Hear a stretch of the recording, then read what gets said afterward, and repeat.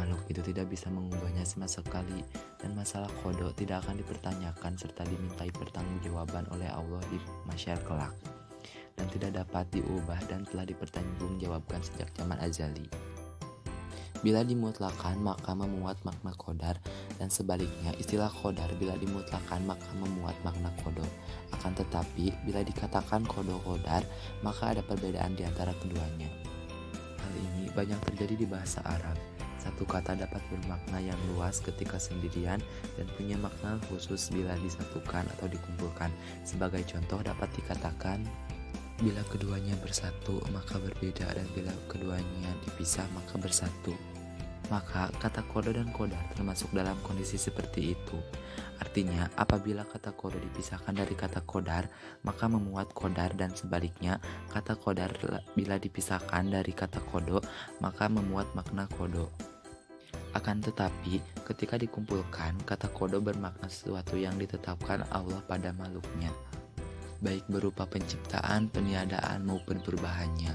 Sedangkan qadar bermakna sesuatu yang telah ditentukan Allah Subhanahu wa taala sejak zaman azali.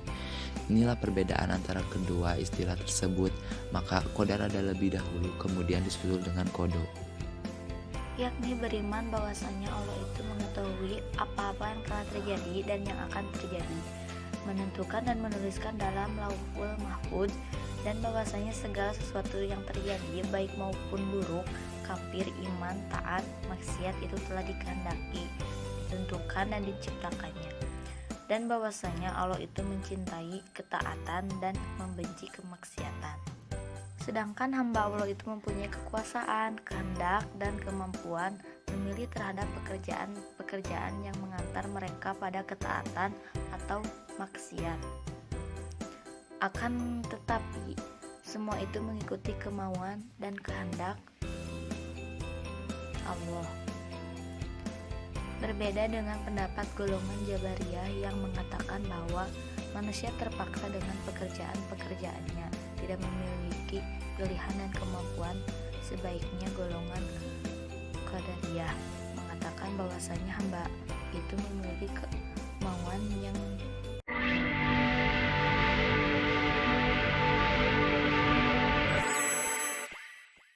sendiri, dan bahwasanya dialah yang menciptakan pekerjaan dirinya. Kemauan dan kehendak hamba itu terlepas dari kemauan dan kehendak Allah. Allah benar-benar telah membantah kedua pendapat di atas dengan firman-Nya. Dan kamu tidak bisa berkemauan seperti itu kecuali apabila Allah menghendakinya. Surat At-Takwir ayat 29.